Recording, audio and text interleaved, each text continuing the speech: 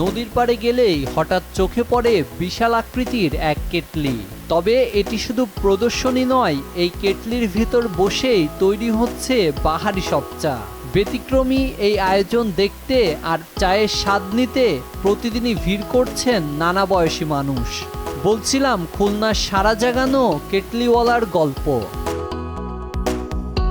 খুলনার খালিশপুরে চরের হাট নদীর ঘাটে গড়ে উঠেছে এই ব্যতিক্রমী চায়ের দোকান। বিশাল আকৃতির টিন শেডের কেটলির ভেতর বসেই বিভিন্ন স্বাদের চা তৈরি করছেন তরুণ উদ্যোক্তা আরজু আহমেদ।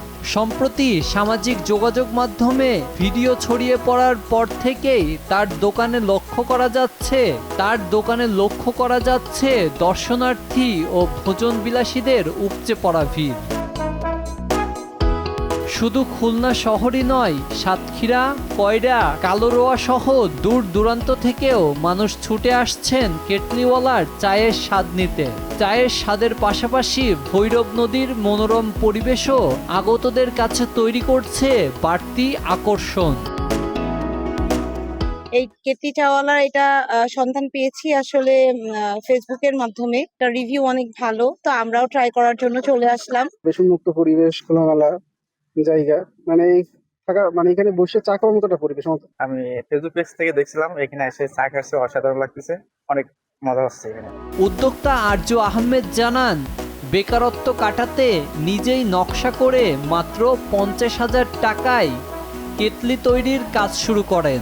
পরবর্তীতে পুরো প্রকল্পটিতে মোট ব্যয় হয় প্রায় 5.5 লাখ টাকা। স্পেশাল কাশ্মীরি গোলাপি চা ও চাবাং চা ইতোমধ্যেই চা প্রেমীদের মধ্যে পেয়েছে ব্যাপক দারুণ জনপ্রিয়তা। আলহামদুলিল্লাহ, এখানে যদি সারার কথা বলি, এইখানে কাস্টমার আমার দোকান খোলার আগেই কাস্টমার এসে বসে থাকে, আর আমার এখানে লেডি কাস্টমার সবচাইতে বেশি। আমি একটা চায়ের নামকরণ দিয়েছি চাবান চা, যেটা হচ্ছে মশলা দিয়ে বানানো রং চা। আর স্পেশাল হচ্ছে আপনার কাশ্মীরি চা, যেটা হচ্ছে গোলাপি চা। আমার বাবা সরকারি চাকরি করতো।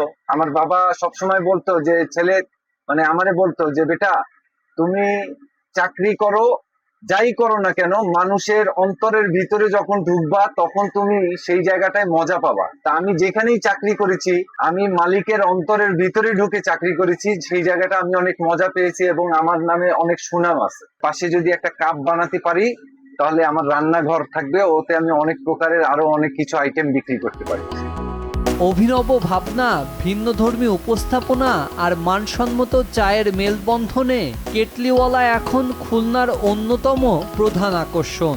তরুণদের জন্য আরজু আহমেদের এমন উদ্যোগ হতে পারে নতুন এক অনুপ্রেরণার গল্প। নিউজ ডেস্ক, দেশ টিভি।